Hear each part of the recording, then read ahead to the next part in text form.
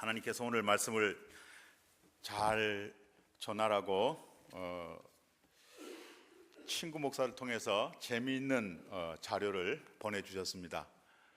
제가 부자에 대해서 설교를 하려고 그랬는데 어떻게 그렇게 부자에 대한 내용들을 이렇게 보내주는지 모르겠어요. 참 대단하다는 그런 생각을 가졌습니다. 친구가 보내준 자료에 보니까 부자에는 5가지 종류가 있답니다. 5가지 종류. 첫째는 돈 부자, 우리가 좋아하는 거죠. 둘째는 시간 부자랍니다. 셋째는 친구 부자라고 그래요. 친구가 많아야 부자라 그렇게 얘기하고, 넷째는 취미가 많아야 된답니다. 취미 부자가 있답니다. 다섯째는 뭘까요? 한 가지가 빠졌는데 건강 부자가 있답니다. 돈 부자에 대해서 이야기하기를, 돈이 많은 사람이 부자가 아니라 돈을 많이 쓰는 사람이 부자라고 합니다. 그리고 시간 부자 역시 시간을 많이 가진 사람이 부자가 아니라 시간을 의미 있고 보람 있게 사용하는 사람이 시간 부자라고 합니다. 친구 부자는 친구를 많이 가진 사람을 가리키는데, 특히 인생 후반에 많은 친구를 가진 사람이 친구 부자라고 합니다. 사람들은 깊은 친구 관계가 좋다고 얘기하지만은 깊고 풍성한 친구가 있는 분, 연세가 드실수록 그런 친구가 많은 분들이 친구 부자다 그렇게 이야기합니다. 취미가 많은 것이 아니라, 취미 부자는 취미가 많아서가 아니라 즐길 수 있는 취미로 인해서 가슴 설레는 생활을 하는 사람을 취미 부자라고 하였습니다. 그 다음에 나이가 들었을 때 건강한지 약한지를 알 수 있는 방법이 있다고 합니다. 여행을 갔을 때 멋진 풍경이나 훌륭한 예술품보다 의자가 먼저 보인다고 하면 그분은 건강한 분이 아니라고 합니다. 건강한 분은 멋있는 풍경, 멋있는 작품을 먼저 볼 수 있는 거기에 신경을 쓰는 분이 건강부자라고 얘기하는데, 이렇게 할 수 있는 분들은 하체가 든든한 분이라고 해요. 하체부터 든든한 분. 그러니까 조심해야 할 그런 내용들이, 하체가 든든해야 건강을 유지할 수 있다 하는 그런 이야기를 해줍니다. 오늘 이 5가지 부자에 대한 이야기를 들으면서 나는 어떤 부자입니까? 오부자. 손 들어보세요. 오씨가 오부자가 아니라 5가지 부자가 있는 분들 오부자 있습니까? 아니면 몇 가지만이라도 부자가 있으십니까? 아니면 한 가지도 없는 부자가 아닌 분이 계십니까? 부함에 대해서 성경에서는 그렇게 5가지로 말씀하지 않으십니다. 그 성경에서 얘기하는 부자에 대해서 제가 쭉 정리를 해보니까, 첫째는 하나님에 대해서 부요한가, 하나님에 대해서 부자인가 그렇게 이야기하고요. 재물도 얘기하세요. 재물의 부자인가. 또 하나는 사람에 대해서 부요한가 그렇게 얘기해요. 사람에 대해서 부요한가. 영에 속한 사람은 하나님에 대해서 부유한 사람입니다. 육에 속한 사람일수록 재물의 부유함에 대해서 관심이 많이 있습니다. 영에 속한 사람이 재물의 부유함에 대해서 그렇게 생각이 없고, 하나님에 대해서 관심이 많고 부유한데도 불구하고 영에 속한 사람은 재물 때문에 걱정하지 않아요.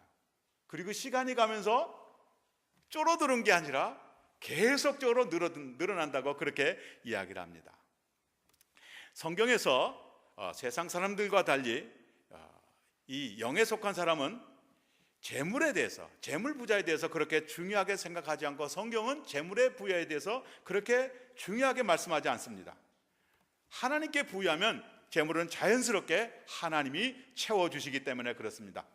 그래서 오늘 말씀에서도 예수님은 먼저 그의 나라와 그의 의를 구하십시오. 그리하면 세상 사람들이 걱정하고 염려하는 모든 것들을 채워주십니다 라고 말씀하십니다. 바울은 예수께서 믿음의 사람들을 부욕해 하시기 위해서 예수님이 가난해지셨습니다 라고 소개했습니다. 그리고 요한 사도는 우리들이 잘 아는 요한 3서 1장 2절에서 영혼이 잘 되는 사람은 범사가 잘 되고 건강하게 됩니다 라고 이야기해 주었습니다. 다른 말로 재물이 부유하고 건강도 부자가 되려고 하면 먼저 하나님께 부자가 되라 라고 하는 말씀입니다. 믿음의 조상들이나 믿음의 사람들을 보면 처음 믿을 때는 욥에서 이야기하는 것처럼 미미했습니다. 그러나 시간이 가면서 아주 옛날 성경 말로 하면 창대하게 되었다라고 하는 것을 계속적으로 소개합니다. 믿음의 조상 아브라함을 예로 들어볼까요?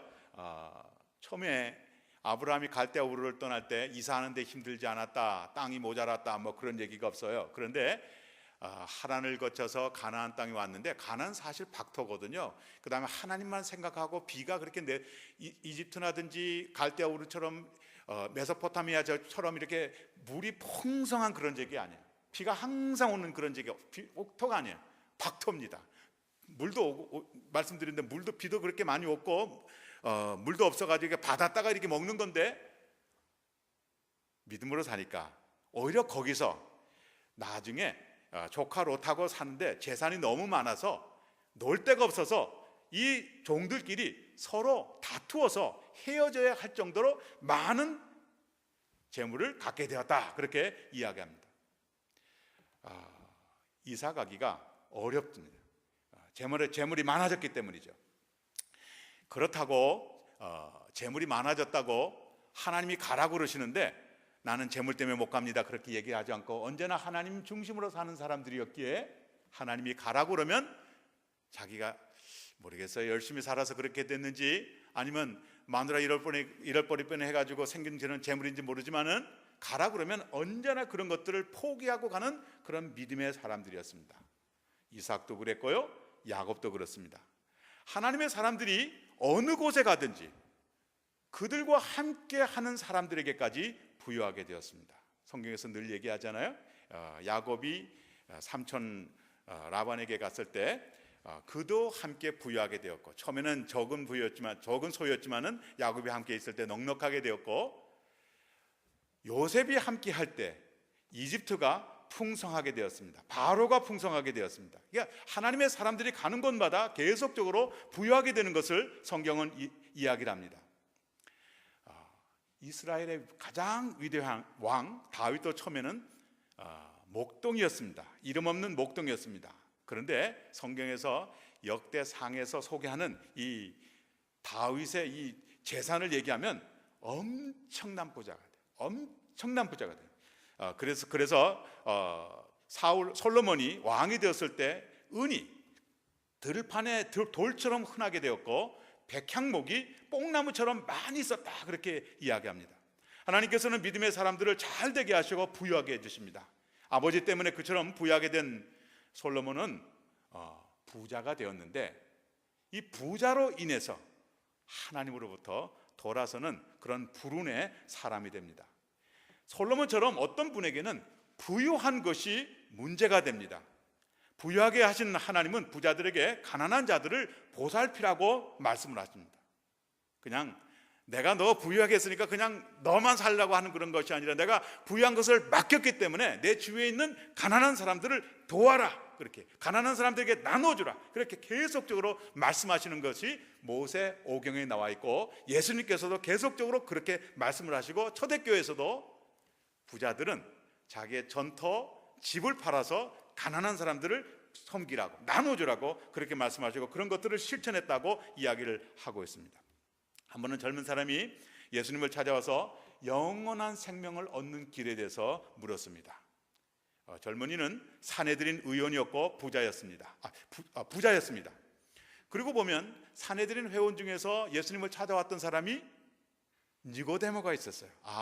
니고데모 외에 또 다른 사내들인이 찾아왔구나, 이렇게 생각할 수 있는데, 예수님이 그만큼 사람들에게 관심을 많이 받았었는데, 영생을 얻고자 하는 부자 젊은이에게 예수님은 당신이 율법을 지킵니까? 라고 물었습니다. 그랬더니 이 부자 젊은이는 저는 아주 율법을 철저히 지킵니다, 그렇게 대답을 했습니다.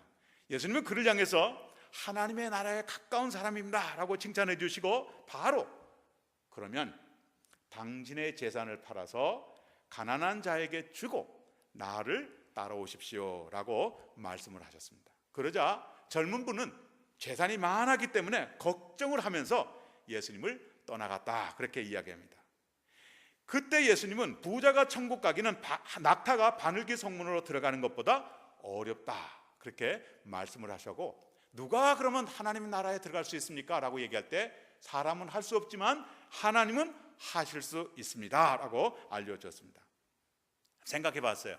만약 젊은 부자가 세리양 사개오처럼 예수님을 만나서 은혜를 받고 감동을 해서 회개하고 당신의 재산을 가난한 사람에게 나눠 주십시오라고 얘기할 때 저도 그렇게 하겠습니다 라고 응답을 했다면 예수님은 그 다음에 그분에게 무엇을 요구하셨을까 한번 생각해 봤습니다.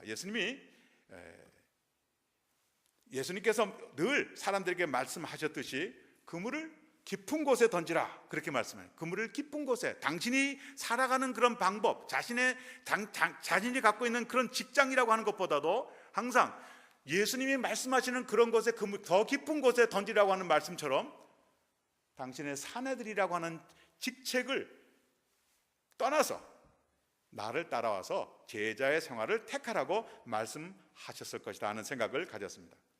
이 말씀은 하나님께 부요하라고 하는 말씀입니다. 내가 갖고 있는 것, 내가 이거 놓으면 생활이 안 된다고 생각하고 미래가 없고 내 후손이 없고 자손이 없고 어떻게 없다고 생각하는 사람들에게 하나님께 자기의 생명과 자기의 미래와 자기의 자손을 맡기고 하나님이 원하시는 대로 하나님께 부요하라는 말씀입니다. 하나님께 부요한 사람이 가장 부유한 삶을 사는 사람입니다. 왜일까요? 하나님께 부유하면 하나님께서 그분에게 풍성한 믿음을 주시기 때문에 그렇습니다. 믿음이 부유한 사람은 예수님이 그분에게 주인이 되시고 예수님이 그분의 중심이 되시고 예수님이 그분을 인도하시게 됩니다. 예수님이 주인이 돼서 그분을 인도하게 되면 사마리아 여인에게 이야기하신 것처럼 그분의 뱃속 깊은 곳에 하늘의 기쁨과 평안이 샘솟듯이 펑펑 솟아 넘치도록 채워주십니다. 예수님은 자신을 주인 삼고 사는 사람들에게 그 기쁨과 평안을 주셔서 본문 다음 절인 마태복음 6장 34절에서 말씀하신 이 세상 사람들이 생각하는 걱정, 사는 것으로 인해서 근심을 하지 않도록 만들어 주십니다. 예수님이 주시는 기쁨을 가지면 유혹을 받아도 넘어가지 않습니다. 시험에도 넘어지지 않습니다. 건강하기 때문에 그래요. 기쁨이 있기 때문에 그래요. 그리고 주님이 주시는 그 기쁨이 있는 사람은 안목의 정력과 이생의 자랑과 육신의 자랑, 어떤 모든 것이 온다 하더라도 내 마음이 기쁘고 은혜가 되기 때문에 그런 거에서 유혹 당할 수 있는 그런 여지가 없게 됩니다. 하나님께 부유하면 믿음이 부유해지면 일이 잘 되게 됩니다. 살면서 일이 잘 되어 보신 일이 있습니까? 일이 너무 잘 풀리고 잘 되면 좋을 것 같은데 사실 세상 사람들은 잘 되는 것이 걱정이고 근심이라고 합니다. 그 내용을 펄 버기 쓴 돼지라고 하는 소설에서 이야기를 하죠. 왕가라고 하는 사람이 한 곳을 가다가 전쟁으로 피난을 가면서 감춰둔 이 보화를 그 집에서 찾게 됩니다. 졸지에 부자가 돼요. 그렇게 부자가 된 왕가는 걱정을 합니다. 전쟁이 끝나고 보화 주인이 찾아와서 나에게 보화를 달라고 하면 그때 뭐라고 얘기하지? 어떻게 하지? 내가 다시 가난한 사람이 된다고 하면 그 어려운 것들을 어떻게 생활할 수가 있지? 내가 돈이 많이 생겼으니까 도둑이 올 텐데 그 도둑이 들으면 어떻게 하지?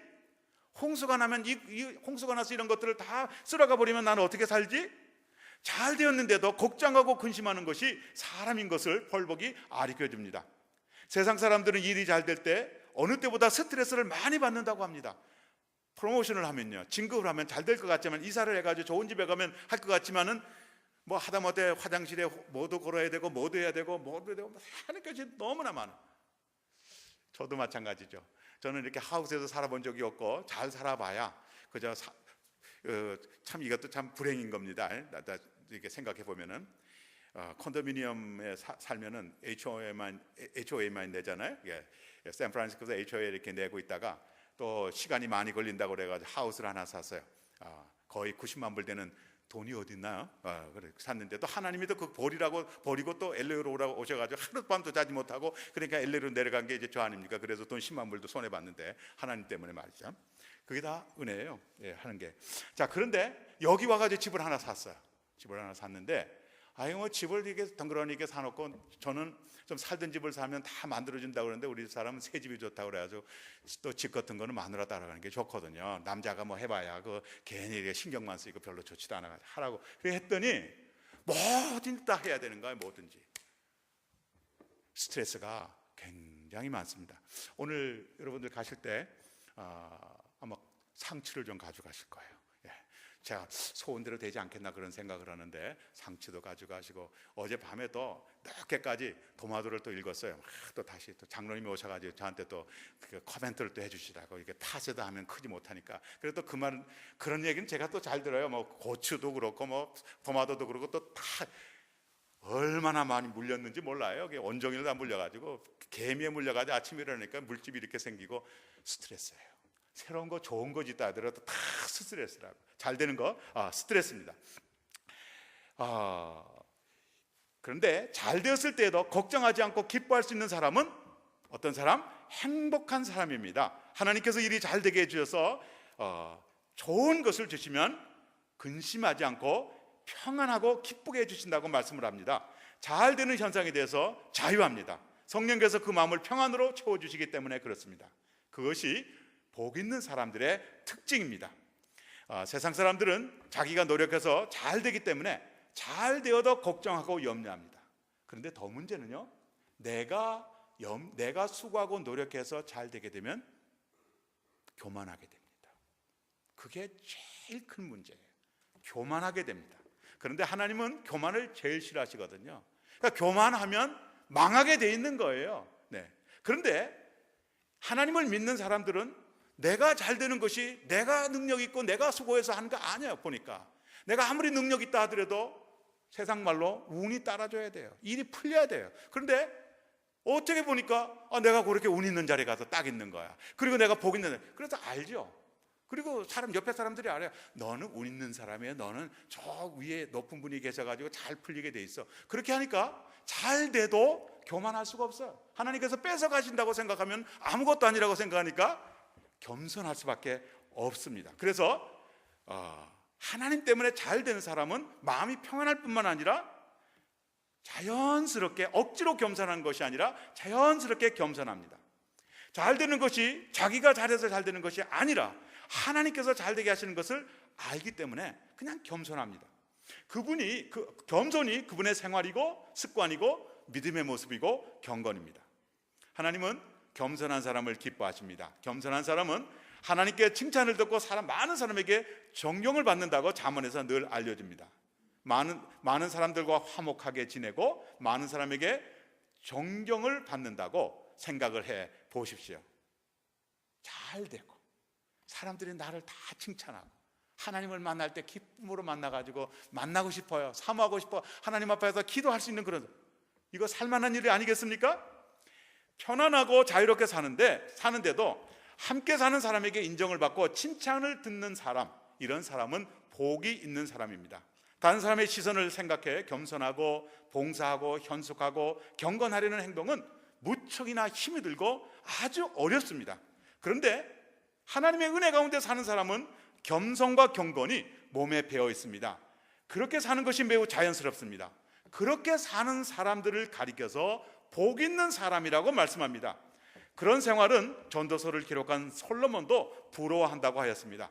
겸손과 경건이 밑바닥부터 바깥까지 가득 채워져 있어야 그렇게 삶을 살아갈 수 있습니다. 부자가 되고 싶은 사람들에게 예수님은 먼저 그의 나라와 그의 의를 구하십시오라고 말씀하십니다. 그렇게 해야 할 이유에 대해서 다윗을 통해서 역대상 29장 12절에서 말씀합니다. 부와 존귀가 주님께로부터 오기 때문이라고 설명합니다. 자신의 경험을 통해서 다윗은 사람이 위대하고 강하게 되는 것이 주님의 손에 달려있더라라고 많은 백성들 앞에서 간증을 했습니다. 다른 사람은 모르겠어요. 그런데 다윗같이 위대한 왕이 일개의 목동, 이름도 없는 그 목동이 큰 왕이 되고 큰 부자가 되었을 때 사람이 부자가 되고 귀하게 되는 것은 하나님께로 말미암고 능력 있고 존귀하게 되는 것, 강하게 되는 것이 주님의 손에 의해서 움직여집니다라고 얘기하면 아하, 그 말은 맞구나 라고 얘기할 수 있는데 다윗은 그렇게 이야기해요. 내가 바울도 그런 얘기했지만 내가 이렇게 된 것은 하나님으로 말미암았습니다라고 간증을 했습니다. 성경에는 하나님께 부여했던 분들을 많이 소개합니다. 그 중에 대표적인 분이 다윗입니다. 그리고 다니엘이 있습니다. 다니엘이 하나님께 부여했더니 바벨론에서도요 왕을 거쳐가면서 최고의 장관 자리를 지냈습니다. 나라가 바뀌어서 바사라고 하는 나라가 되었을 때도 최고의 장관으로 사역을 했습니다. 느헤미야라고 하는 분은 어떻습니까? 느헤미야 역시 왕의 총애를 받아가면서 무너진 예루살렘성을 재건할 수 있는 나름대로 보람있고 의미 있는 복된 삶을 사신 분이었습니다. 어제 새벽기도 시간 이후에 이재규 장로님께서 이제 우리 새벽기도 오신 분들한테 음식을 제공하셨습니다. 그리고 이제 앉아가지고 저하고 이제 대화를 하다가 한국의 차기 총리로 거명되는 황교안 법무부 장관에 대해서 대화를 나눴습니다. 제가 신문에서 사용하는 표현대로 하나님의 종, 국민의 종 될 수 있을까? 하고 제가 장로님께 여쭈었죠. 하나님의 종인 사람이 국민의 종이 될 수 없다라고 하는 분위기 속에서 장로님은 어떻게 생각하냐고 여쭤보니까 장로님께서는 이미 법무부 장관을 재직하고 계시는 분이기 때문에 총리가 되실 것이라고 말씀하셨습니다. 이미 다 청문회를 거치고 퀄리파이가 패스가 됐기 때문에 충분히 될 수 있다 하는 그런 말씀입니다. 하나님의 종이 되어서 하나님께 부요하면 제 아무리 불교계와 가톨릭이 반대해도 될 수밖에 없다고 하는 그런 이론입니다. 그러니까 어젯밤에 또 보니까 서명운동은 안 돼. 서명운동이 뭘 그렇게 중요한지 어쨌든 서명운동 많이 이렇게 한다고 그러는데 이미 장관에 있는 분이 총리가 되는 건 쉽지 않겠는가 하는 그런 생각인데 하나님께 부여하게 되면 그런 분들은 될 수밖에 없다는 말씀입니다. 어떤 분은 저에게 이렇게 묻습니다. 목사님, 저도 재물의 부자가 되어보고 싶습니다. 저를 위해서 기도 좀 해주시죠 라고 그렇게 청혼하는 그런 분이 계십니다. 아마 우리들 중에서 말씀을 그렇게 못하실지 모르지만은 아마 꼭 그렇게 기도를 해달라고 부탁하고 싶은 분이 계실 거라고 생각합니다. 재물의 부자가 되고 싶으십니까? 하나님께 부요하시기를 바랍니다. 먼저 예수님 말씀하신 대로 먼저 그의 나라와 그의 의를 구하십시오. 그것은 다른 말로 하나님께 부요하다는 거예요. 저는 부자가 되는 일은 마치 자동차 운전면허증을 갖는 것과 같다라고 생각을 하게 되었습니다. 운전면허증이 없어도 운전을 할 수 있지만 그것은 일리걸이기 때문에 못하고 운전을 하기 위해서는 반드시 운전면허증을 갖고 있어야 합니다. 미국에서는 16세 이상이 되면 운전을 할 수 있습니다. 티네이저에게 운전을 하게 하는데 교육을 굉장히 많이 시킵니다. 그렇죠? 이론도 시키고 패스부터 그 다음에 퍼밋도 줘가지고 아빠하고 인스트럭터하고 몇 시간을 해야 하고 난 후에 실기시험을 보고 면허를 줍니다. 그걸로 끝나는 것이 아니라 주의하라고 몇 살까지? 26세까지 보험료가 아주 높습니다. 운전을 안 하는 것이 하는 것보다 훨씬 안전하다고 하는 말입니다. 운전을 하려면 그만큼 주의하고 보험료도 많이 지불해야 합니다. 저는 재물의 부자는 아무나 되어서는 안 된다고 생각합니다. 말씀드렸듯이 재물을 갖게 되면 매우 쉽게 교만에 빠지게 됩니다. 어떤 분은 가지고 있는 것이 없는데도 아주 태생적으로 교만한 분이 계세요. 참 그분은 참 희망이 없어요. 그런데 재물을 많이 갖게 되면 사람들이 교만하게 되어서 참 망하는 그런 지경에 듭니다. 제가 설교를 준비할 때는 우리 진홍기 집사님께서 여행 중에 계시는 줄 알고 어저께 친석고 집사하고도 통화를 하면서 지금 진 집사님 지금 하늘을 날아다니셔 그렇게 얘기했는데 오늘 교회 오니까 이렇게 쭉 앉아 계세요. 자, 그런데요, 우리 진 집사님이 얼마 전에 저하고 같이 이야기한 중에 그 조현아 사건이나 땅콩 사건, 회양 사건 때문에 있었잖아요. 진 집사님 저한테 얘기를 하시더라고요. 조현아의 상급자, 지금은 아주 이제 대한항공에서 고위 직원이시겠죠, 고위 관리시겠죠. 그분 밑에 조현아 씨가 과장으로 있었던 적이 있대요. 그때는 이 조연아 씨가 지금처럼 교만하거나 당당하지 않고 아주 조신하고 아주 겸손하고 아주 좋은 그런 젊은이였답니다. 진집사님의 친구분은 그랬던 사람이었는데 주위의 사람들이 그런 사람으로 변하게 하였다고 마음 아파하더랍니다. 왜 주위의 사람들이 조연아 씨를 변하게 하였을까요? 돈이 있고 권력이 있다고 축켜 세우기 때문이 아니었을까요? 부자, 특히 재물의 부자는 그런 유혹을 많이 받게 됩니다. 부자는 그런 유혹이 온다 할지라도, 그리고 자기를 축켜 세운다 할지라도 넘어가면 안 되죠. 그리고 중심을 지키고 하나님이 나에게 부유하게 하셨는데 하나님께 부유하고 재물에 대해서는 그저 신경을 끊는 것이 굉장히 좋습니다. 재물 때문에, 권력 때문에 내가 된 것처럼 교만하다고 하면 그런 망신을 당할 수밖에 없습니다. 그래서 바울은 디모데 목사에게 디모데전서 6장 9절에서 부자가 되려는 꿈을 가진 사람에게 유혹과 올무와 여러 가지 어리석고도 해로운 욕심에 떨어진다고 강하고 강력하게 말씀을 전하라고 권면합니다. 왜 그렇게 강조를 할까요? 재물이 부자인 사람을 교만하도록 하는 것이 너무 쉽기 때문에 그렇습니다. 마치 철없는 티네이저들이 운전을 하면서 자칫하면 돼서 생명을 잃고 다른 사람의 생명을 없애는 것과 잃어버리게 하는 것과 같기 때문에 그렇습니다. 예수님께서 어리석은 부자의 농부를 예화로 들어주셨습니다. 부자 농부가 추수를 하고 났는데 그 해는 어느 해보다 농사가 잘 되었습니다. 그래서 창고를 하나 더 지었죠. 그리고 말했습니다.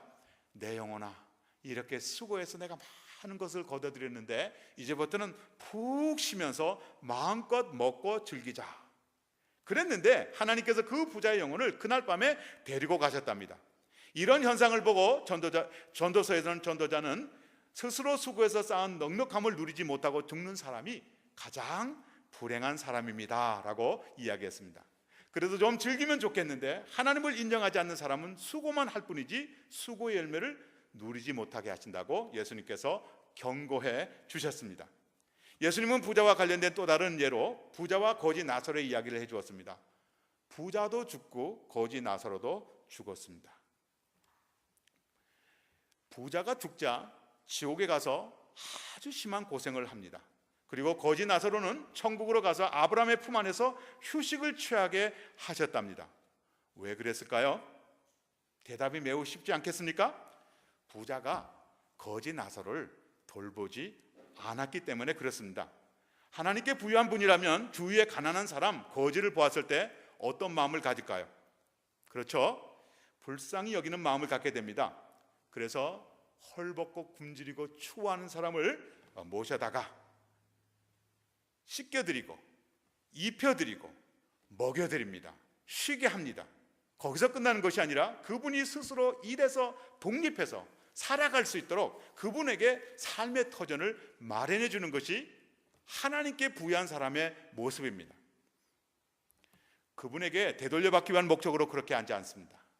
하나님께서 어려운 사람을 볼 때 돌봐드리고 도와드리는 마음을 주셔서 그냥 어려운 분에게 친절하고 포근하게 해드리는 것이 하나님께 부유한 사람의 마음입니다.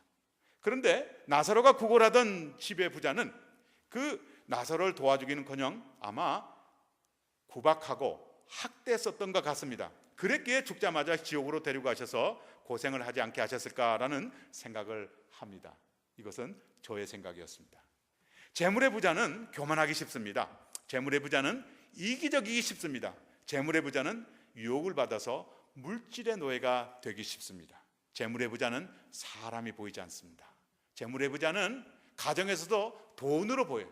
자녀들이 돈으로 보여요. 학교 공부하고 대학을 공부하고 직장에 가는 것도 내 아들, 내 딸이 얼마나 훌륭한 사람으로 하나님을 섬기고 보람있고 의미있게 하나님께 영광을 돌리고 가장 기쁜 삶을 사는 것이 아니라 얼마짜리 직업을 갖고 얼마짜리 연봉을 갖는데 관심을 갖습니다. 사람이 없어요. 물질이에요. 그래서 부자가 되려는 자들, 돈을 사랑하는 자들에게 믿음에서 떠나기 쉽고 결과적으로 많은 고통을 겪게 된다는 것을 알려주라고 말씀하였습니다. 그래서 어떻게 하라고 말씀하십니까? 부자가 되려고 하지 말아라 라고 말씀합니다. 하나님께서 부자가 되라고 하셔도 못한다고 이야기하라고 말씀합니다. 부자는 아무나 되지 않고 하나님께 부여하고 하나님의 마음을 갖고 부지런한 사람이 되어야 합니다. 부지런하는 것은요, 돈 버는데 부지런하는 것이 아니라 나누고 섬기는 일에 부지런해야 된다는 말씀입니다. 그러므로 부자가 될 때에 자기의 영적 상태를 먼저 살펴봐야 합니다. 내가 하나님께 부유한 사람인가? 내가 지금 하나님의 말씀에 절대적으로 순종하고 주님 나에게 모든 것을 다 포기하라고 하셔도 나는 포기할 수 있는 사람인지 알아봐야 합니다. 하나님께 부유한 분은 부유함을 얻을 때 어떤 태도와 마음을 가질까요? 돈을 사랑하지 않습니다. 돈을 귀하게 여기지 않습니다. 그보다 하나님이 원하시는 것, 하나님께서 하라고 하시는 것을 귀하게 여기고 그것을 가장 먼저 하는 사람입니다. 부유함을 대수롭게 생각하지 않고 오히려 가난을 좋아하는 사람입니다. 하나님께서 사랑하는 사람들, 하나님께서 천하보다 귀하게 사랑하는 그 사람들을 생각하고 그 사람들의 인격을 생각하고 그 사람들의 마음을 헤아리고 그 사람들을 존중하는 사람이 하나님께 부유한 사람입니다. 먼저 그의 나라와 그의 의를 구하십시오. 무슨 말씀입니까?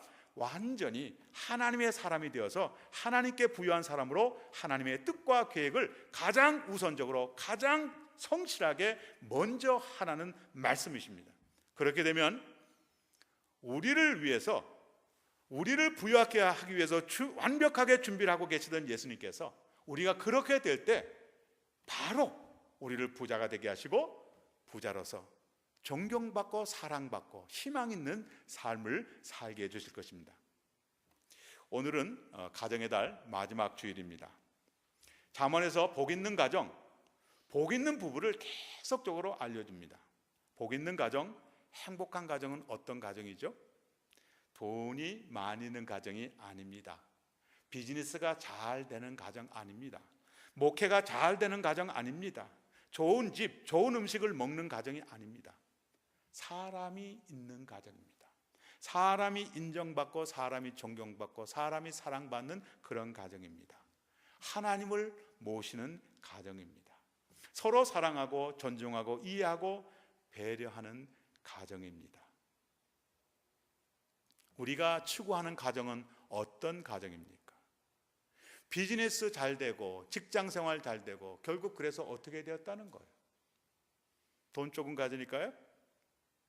내일 일을 생각해가지고